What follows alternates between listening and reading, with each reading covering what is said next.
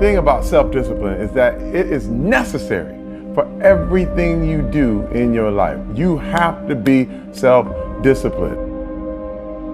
Working out, you got to work out every day. You got to stay in shape. If you don't stay in shape, you die. When I'm working out, I always do one extra rep, one extra set, because it's a promise I kept to myself. But working out might not be a priority for every single day because you've got things going on in your business world and with your family and all that. So guess what? It's a priority for my life, so I do it in the morning before my day even starts. If you change your mindset and really focus it on what discipline really is, you start to welcome discipline. You welcome self-discipline into your life.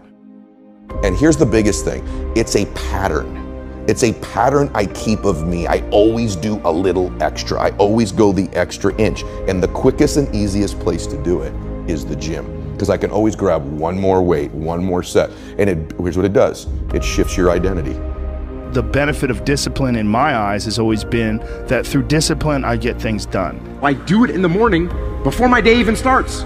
So I can still handle the priorities for the day, but I got my workout done. So long term, I look up in a year and I'm not out of shape and breathing hard when I go up in the stairs because I maintain that discipline on a daily basis. Most people go through life never discovering what their talents are. Most people never develop their talents. You need to tell you, no more snacks, no more desserts, no more TV, no, we working out now. They have skills and abilities, but if you don't nurture them, if you don't develop them, they will never serve you. Your gifts can take you many places if you develop your gifts. The best gifts come from the bottom. I value myself enough to give 120% or don't do it. And that if you decide that my life deserves my developing this what I do well. Why are you only giving 50%? What's wrong with you? I grant you that if you begin to work to develop your gifts, you'll develop a strong sense of happiness. You'll get a larger vision of yourself, because part of beginning to get a larger vision of yourself, all of us need some area of our lives where we can have a feeling of competence. When other folk are having a good time, you've got to have the strength of character. You need to tell you that you owe you something. As you begin to develop and expand your skills and your talents and your vision of yourself, you will always be in control of your destiny. I want freedom. And for me, disciplining myself means more freedom.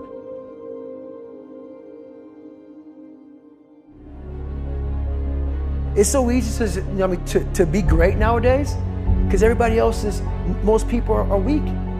This is a softened generation. So if you have any mental toughness, any ability, if you have any fraction of self-discipline, the ability to not want to do it but still do it. People have a hard thing understand. I hate to run. And what makes me so crazy, it doesn't anymore, is people go, well, why do you run if you hate it? What are you talking about? I don't want to take showers and eat either. I hate that too. That's life, man. It wasn't until I changed that mentality that I became somebody. I hated going to school, so guess what? I was dumb as shit. But if you can get through to doing things that you hate to do, on the other side is greatness. That's what people don't understand. By me running, I am callous in my mind. I'm not training for a race. I'm training for life. I'm training for the time when I get that 2 o'clock in the morning call that my mom is dead or something happens tragic in life. I don't fall apart. I'm training my mind and my body and my spirit so it's all one, so I can handle what life is going to throw at me. Because the life I've lived, it throws a whole bunch at you. And if you're not physically and mentally prepared for that, you're just going to crumble and you're good for nobody. 99% of people are not willing to do what it takes to make their dreams come true. The Marines have a saying, everybody wants to go to heaven, but nobody wants to die. The center of bringing any dream into fruition is self-discipline. You know, something as simple as food and eating, it's not about your body as much as it is about your mind. It's getting command of your mind to be able to choose actions that are in your own best interest. Every day we are choosing that's not in our own best interest. So if the world is attacking you and the world wants to fight you and the world's trying to hold you down, so you're gonna kick yourself in the balls?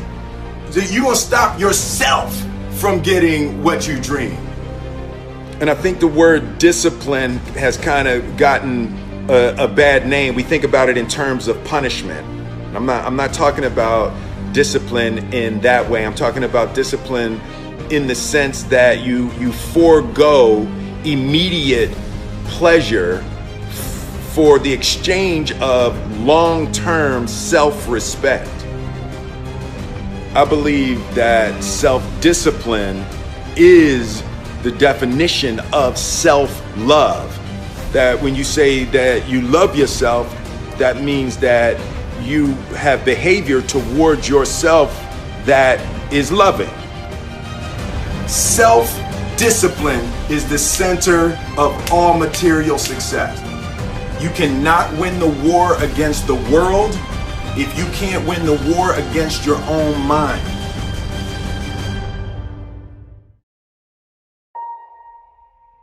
Self-love is when you say to yourself, oh man, look, I know you and that girl got a real connection. I know y'all vibe, but that's your girl's cousin. So I love you too much to let you do that.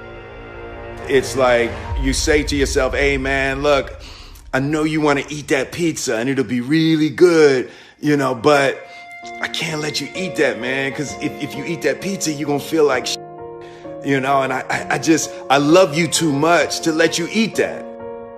Self-love is, hey, look, I know you got a test on Monday, and I know you really want to go out with your friends. It's Saturday night, you want to go out, but if you fail that test, you're not going to feel good about yourself. I love you too much to let you go out tonight. Self-discipline is self-love. If you want to be happy, you have to love yourself, which means you have to discipline your behavior. The road to sustained happiness is through disciplining your behavior. We tend to base our self-esteem on what other people think. And that's not really self-esteem. Self-esteem is supposed to be how we feel about ourselves. And I was just saying how dangerous it is to allow other people to determine how you're going to feel about you.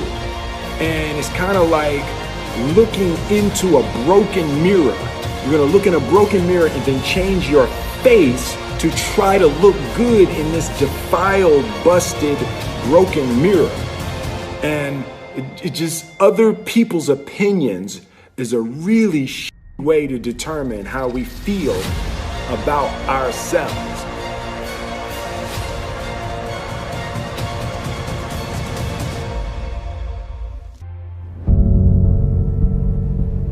Life can be brutal. Life can be unforgiving. If I had to sum up in one word the difference between the greats and the average, the difference between the successful and the nobodies of the world, one word, one attribute to describe the difference: discipline. If you don't have the discipline, you can forget about the trophy. You can forget about the success, the greatness. All champions have discipline. It's the discipline to work hard. Not when everyone is watching, but when no one is watching. When the fans aren't there. When the coach isn't there. When it's just you and your character.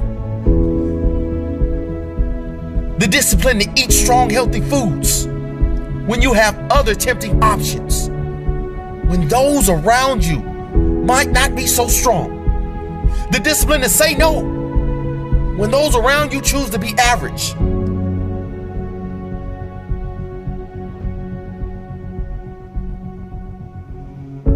The discipline to keep going when it hurts.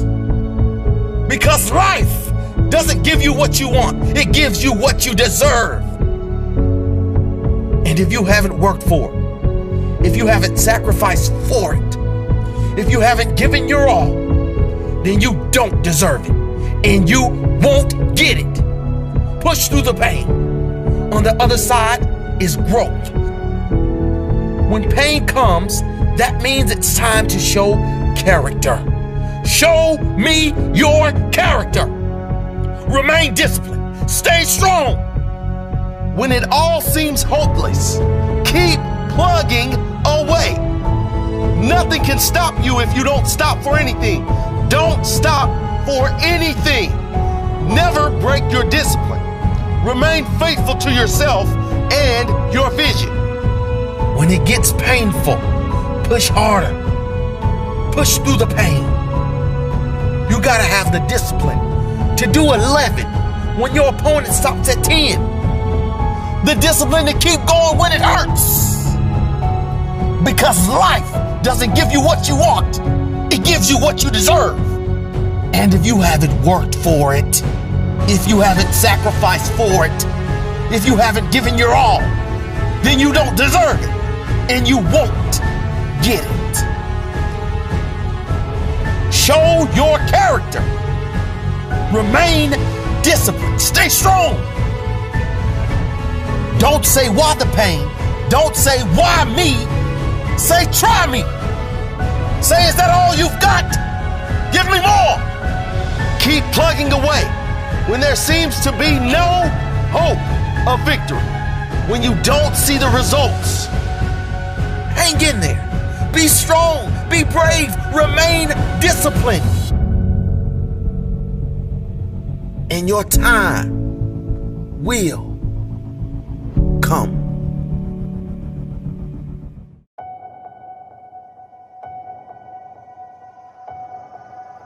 I was weighing like 297 pounds, and I had to make a change in my life. You know, I was at an all-time low, and I wasn't going anywhere, and I was exactly what everybody said I was going to be, which was nothing. This man is a self-made beast. Widely considered to be the toughest man on the planet and one of the greatest endurance athletes of all time. I was just an insecure, scared kid. And the only way I could find myself was to put myself through the worst thing possible. He's the only member of the U.S. Armed Forces to complete SEAL training, the U.S. Army Ranger School, and the Air Force Tactical Air Controller training. He's completed the infamous Destroyer of Men known as Hell Week 3 times, including 2 in a single year, and 1 that he started and finished with multiple stress fractures and a hernia. No one was here to help me. And the feeling I had every morning, I started shaving my head when I was 16 years old. And the feeling I had every morning, I looked in the mirror, was horrible. And I didn't want to feel like that anymore. And how I felt was a kid going nowhere, a kid that was scared. And most kids will accept that and look for help. But the best thing that happened to me, no one helped me. He served in combat in Iraq, was the bodyguard for the Iraqi Prime Minister. He once held the Guinness World Record for most pull-ups in 24 hours at 4,030. No one felt sorry for me. No one looked at me and said, like this day and age, they'll take you in and they'll tell everybody, stop picking on this person. Back then, they didn't care. I had to build calluses in my brain the same way I built calluses on my hands. So I broke the Guinness Book of World Records for pull-ups a long time ago, but I failed at it twice. And I did 67,000 pull-ups in trying to break this record. So to do 4,030 pull-ups, I had to do 67,000 for training for that. He's run eight consecutive 100-mile races over 8 back-to-back weekends. He ran over 7,000 miles in a single year, and that is the equivalent of running 267 marathons. I saw myself as the weakest person God ever created. You had to have a goal. My goal was the only person that's gonna turn this person around is me. The only way I can turn it around is put myself through the worst things possible a human being can ever endure. And that'd be the only way that I can build this brain to handle anything that comes in front of it, callousing my mind through pain and suffering.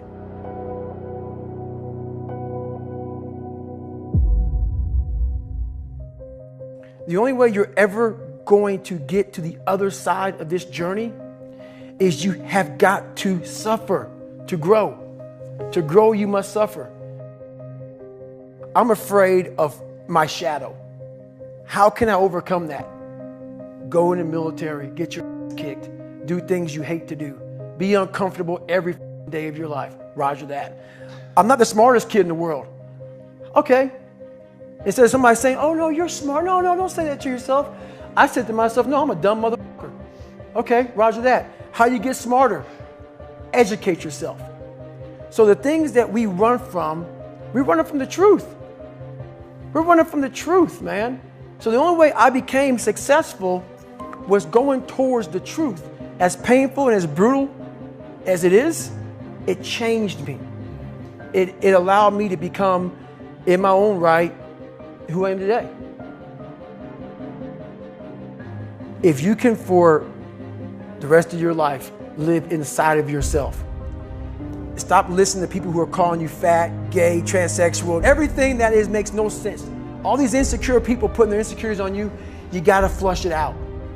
You gotta just be whoever the hell God or whatever the hell you believe in. If you believe in nothing but yourself, I don't care what it is. You gotta take everything and throw it away. You have to believe in one thing, and that is yourself.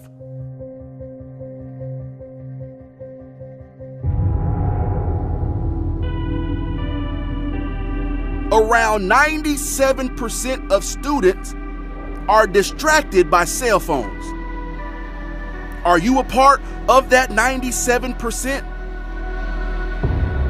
When you want to succeed as bad as you want to breathe, then you'll be successful.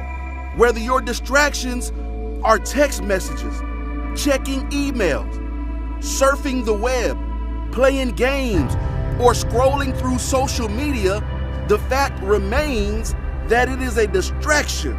I'm saying to you today that there are some of you, if you give up your cell phone, you would be successful. But your cell phone is more important to you than your success. Stop wasting time on your cell phone. Facebook isn't going anywhere. Instagram will still be here this weekend. Focus on your dreams. Focus on your studies. Focus on your goals and aspirations. Put the thing down. Look up. You're missing stuff. What is the long-term effect of too much information? We don't know, but we're finding out. Focus on becoming a better you. A better you that is not distracted by unnecessary things. You gotta cut off the cell phone. You gotta, no TV. There were those of you who were watching the game last night, you really didn't have no business watching these boys win a national title, going to the NBA, making millions. You didn't have no business watching them because you're not where you need to be. One that is determined to succeed and not scroll. That is determined to prosper and not post. To grow all day and not gain all day. Stop wasting time on your cell phone. And when you get to the point where all you want to do is be successful, as bad as you want to breathe, then you'll be successful. It's about you and your future. It's about your grades. It's about your dreams. Ultimately, it's about your life. The time you spend on your cell phone could be used for your success. The time you could be using to be successful, you're using it on the cell. And the cell phone is not bringing you nothing but a bill. Is your life more important than that app, than that game, that post? I need cell phones off. Listen to me. Some of you gonna be broke for the rest of your life because of that little thing on the side. You're gonna be broke for the rest of your life because of a little cell phone. We're so plugged into our cell phones, that we become blind to the world around us. And somebody has told you you couldn't live without it. We can't take our eyes off the screen long enough to see the beauty of the world around us. It don't matter whose fault it is that something is broken if it's your responsibility to fix it. For example, it's not somebody's fault if their father was an abusive alcoholic, but it's for damn sure their responsibility to figure out how they're going to deal with those traumas and try to make a life out of it. It's not your fault if your partner cheated and ruined your marriage, but it is for damn sure your responsibility to figure out how to take that pain and how to overcome that and build a happy life for yourself. Fault and responsibility do not go together. It sucks, but they don't. When something is somebody's fault, we want them to suffer. We want them punished. We want them to pay. And we want it to be their responsibility to fix it, but that's not how it works, especially when it's your heart. Your heart, your life, your happiness is your responsibility and your responsibility alone.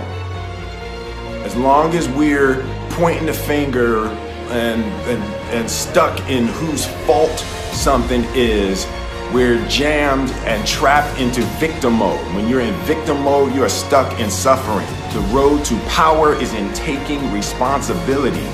Your heart, your life, your happiness is your responsibility and your responsibility alone.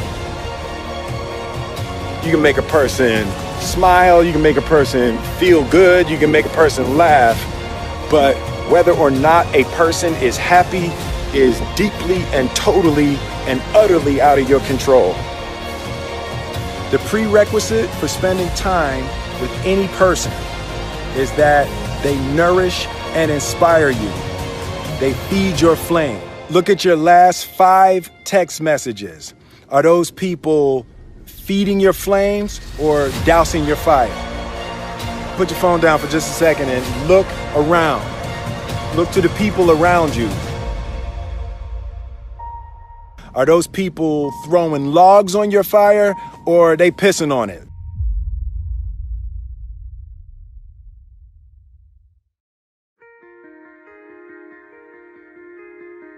I want my life, I want my work, my family, I want it to mean something. And it's like, if you are not making someone else's life better, then you're wasting your time.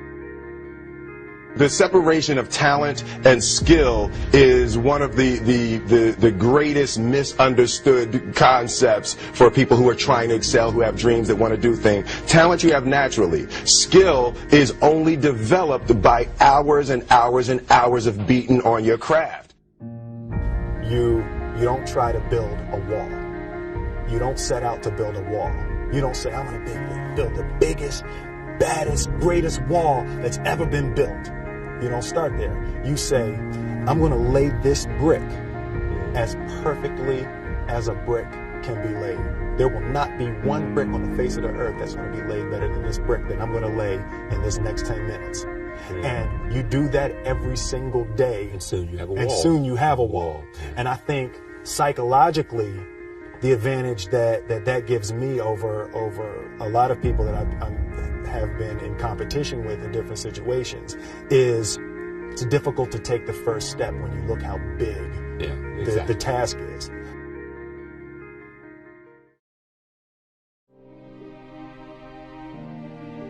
The definition of who I am is very clear to me, and it also redefines who I want to be, in that I know for a fact that I'm stronger than I thought I was. You know, you can't help but ask yourself the question, what would I do if I was in Muhammad Ali's shoes? I'm motivated by fear. I hate being scared to do something. And I think what developed in my early days was the attitude that I started attacking things that I was scared of. Why were you scared in your bed the night before? What do you need that fear for? Just don't go. Why are you scared in your bed 16 hours before you jump? Why are you scared in the car? Why could you not enjoy breakfast? Fear of what? You're nowhere even near the airplane. Everything's up to the stepping out. There's actually no reason to be scared. It only just ruins your day. You don't have to jump. And then in that moment, all of a sudden, where you should be terrified is the most blissful experience of your life. And God placed the best things in life on the other side of terror.